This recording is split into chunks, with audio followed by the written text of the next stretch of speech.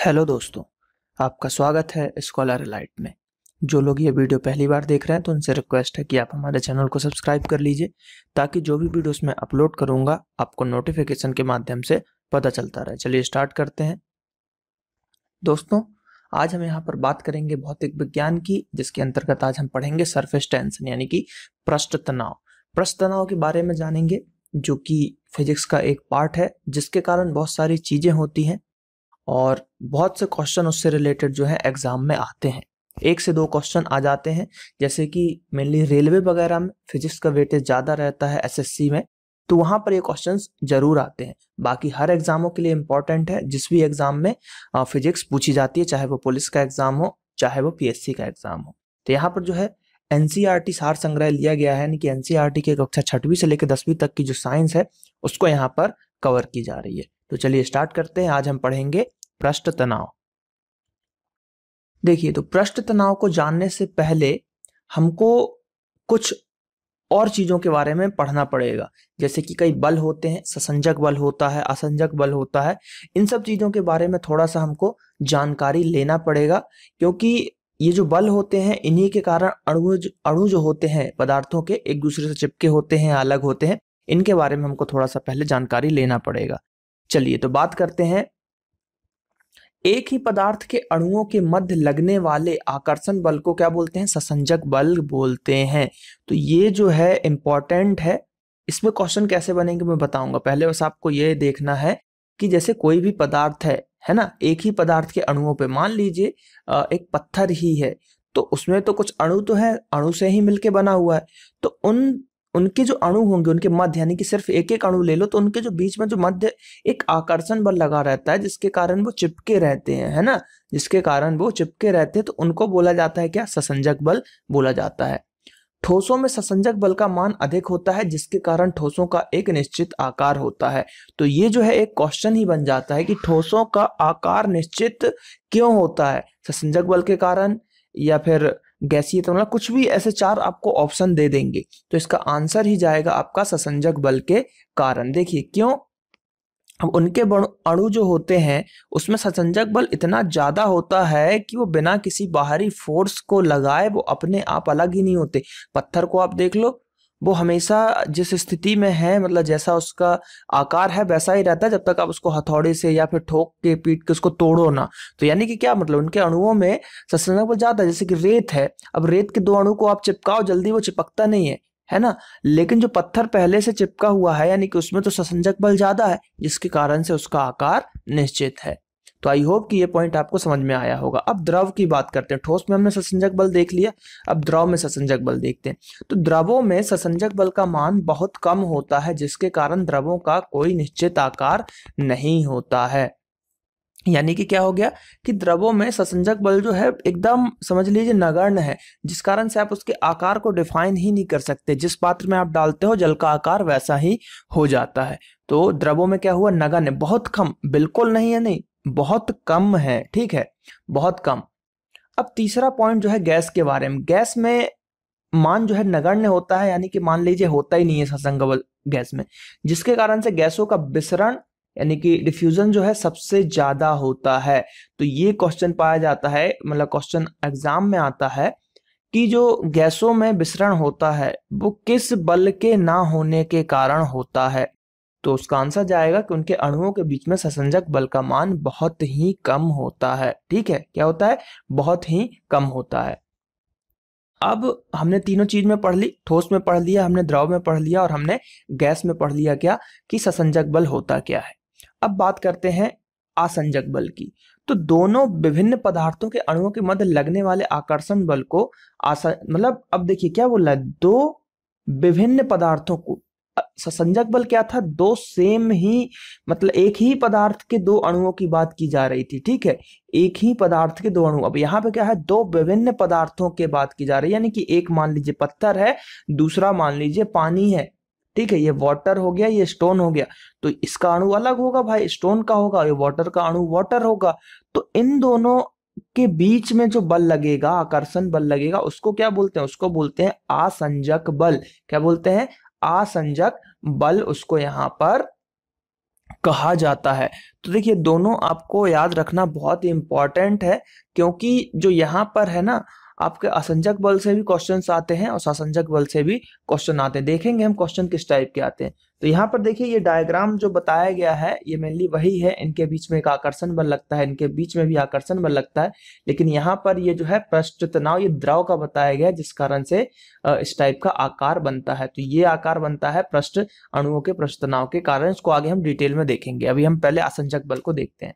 तो देखिए आसंजक बल को अगर हम बात करें तो आसंजक बल मैंने आपको पढ़ाया कि भाई दो विभिन्न पदार्थ हैं, यानी कि एक मान लीजिए लकड़ी है, दूसरा आपका स्टोन है, तो इन दोनों के बीच में जो बल लगेगा उसको हम क्या बोलेंगे, उसको बोलेंगे आसंजक बल।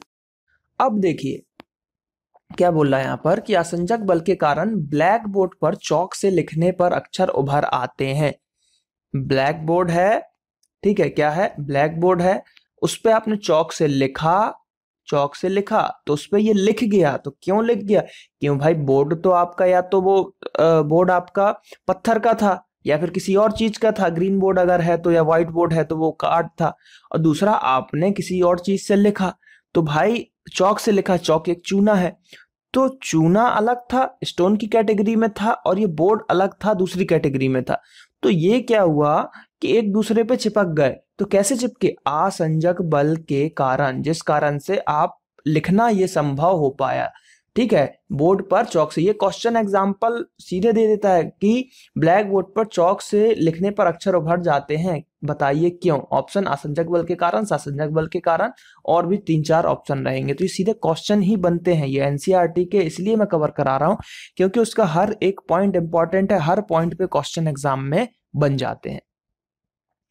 अब देखिए अगला, अब ठोस की बात हो गई, यहाँ पे ये ठोस था, अब द्रव की बात करते हैं। द्रव और ठोस, किसी द्रव ठोस युग्म के लिए आसंजक बल का मान द्रव के अणुओं के सासंजक बल के मान से अधिक होता है तो वह ठोस को गीला कर देता है, जैसे पानी कांच पर चिपकता है।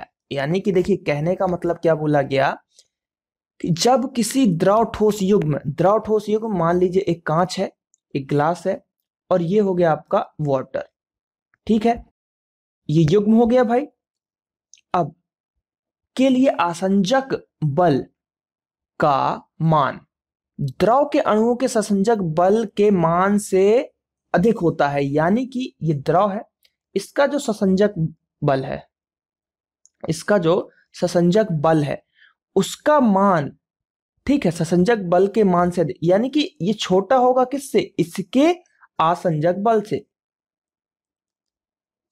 तो अगर जो ग्लास के आसंजक बल से इसका जो ससंजक बल है, मतलब इसके बल से ये अगर ससंजक बल से ज्यादा हुआ इसका आसंजक बल, तो क्या होगा, वह ठोस को गीला कर देगा। यानी कि कांच पे आपने पानी मारा तो कांच को वो गीला कर देगा, जैसे पानी कांच पर चिपक जाता है। यही चीज बोली, कोई किसी वस्तु दूसरे पे चिपकेगी तभी चिपकेगी कि जब जो वस्तु चिपक रही है उसका आसंजक बल, उसका मतलब जो वस्तु, जिसपे वस्तु चिपक रही है उसका आसंजक बल, यानी कि ठोस का आसंजक बल, और जो वस्तु चिपक रही है उसका ससंजक बल के मान में डिफरेंस होगा, है ना। यानी कि आसंजक बल जो है कम होना चाहिए ससंजक बल की अपेक्षा, सीधे सीधे आपको ये याद रखना है। तो सिंपल सी बात है, ये क्वेश्चन पानी और कांच वाला क्वेश्चन बहुत बार एग्जाम में पूछा जा चुका है। हर बार पूछ लेते हैं कि कांच पे पानी मारने से पानी कांच पर चिपक क्यों जाता है, तो ये आपको याद रखना है। ठोस का ससंजक बल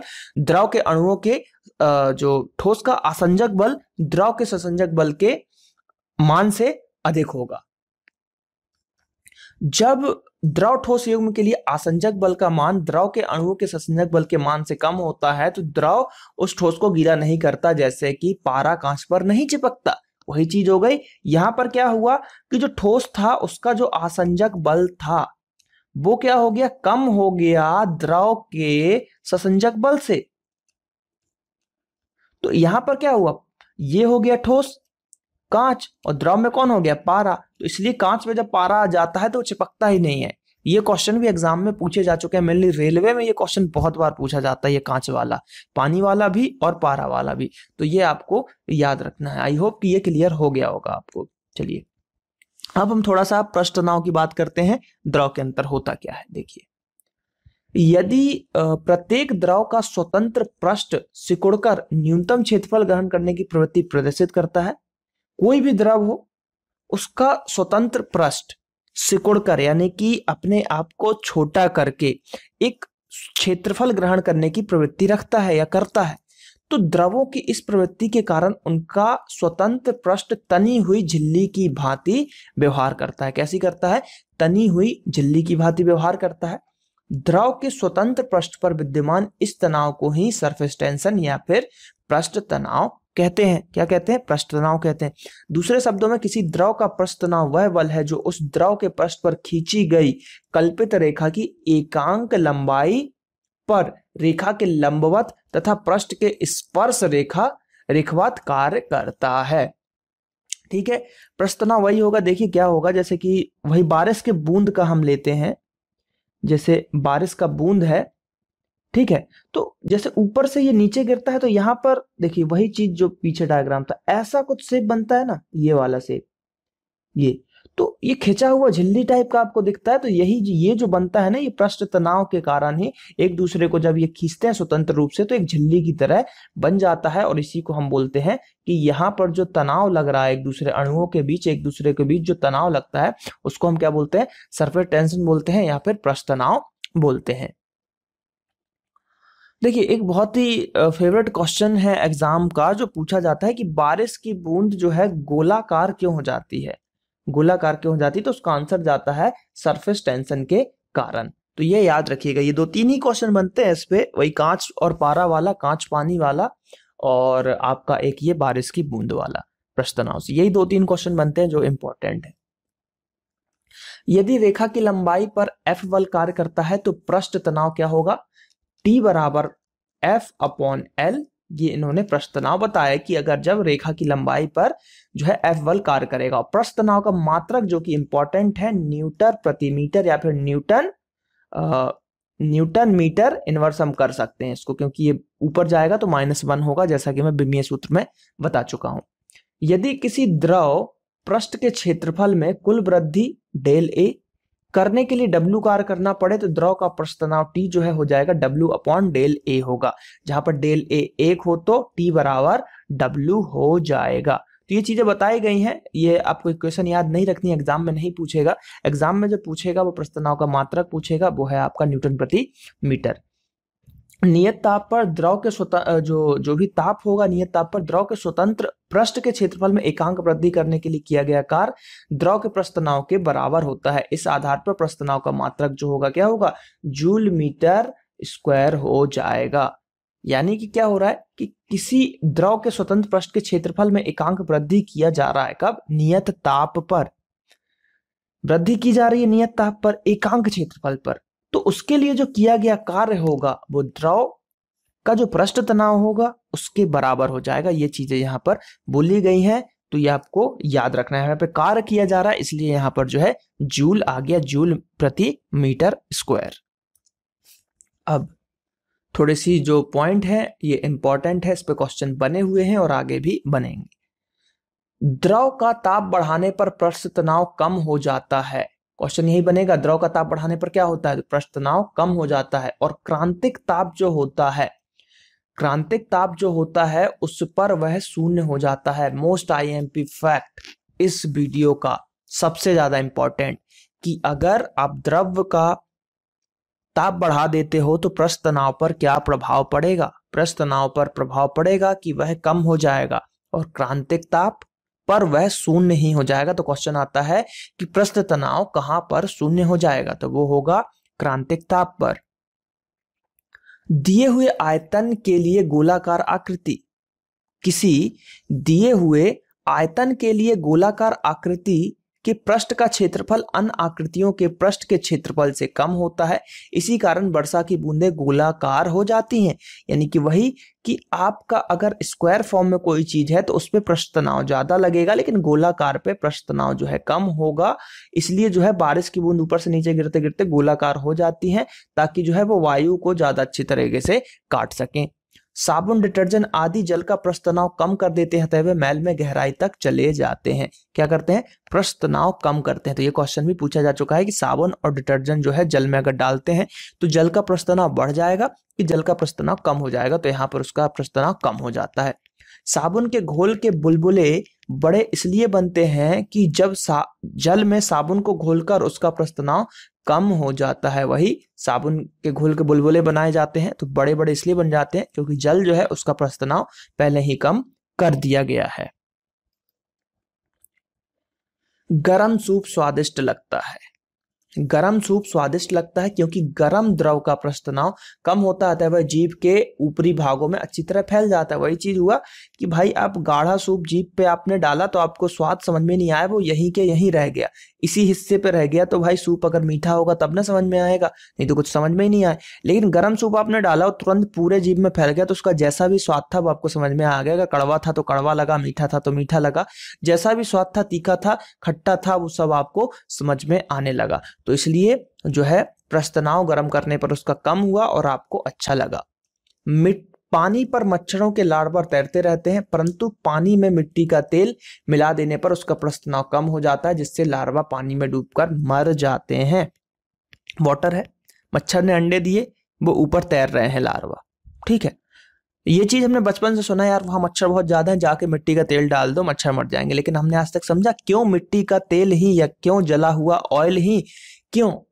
तो इसलिए इससे क्या हुआ कि पानी का पृष्ठ तनाव कम हुआ। तो पृष्ठ तनाव जैसे ही कम हुआ तो जो तैर रहे थे वो डूब जाएंगे, और वो डूबेंगे तो वो मर जाएंगे। इसलिए ये चीजें की गई थी। तो ये सभी क्वेश्चन है, ये एग्जाम्पल है, सभी जो एग्जाम में क्वेश्चंस बनते हैं। क्या बनते हैं? सभी एग्जाम। एक क्वेश्चन और आता है कि कभी कभी पानी पे सुई तैरने लगती है, वो भी किस लिए? बहुत ही आराम से आप सुई को कभी पानी पर रख के देखना, नई सुई को हॉरिजॉन्टल में आपको रखना है तो देखिएगा वो तैरने लगता है, सुई भी तैरने लगता है। ये भी पृष्ठ तनाव के कारण ही होता है।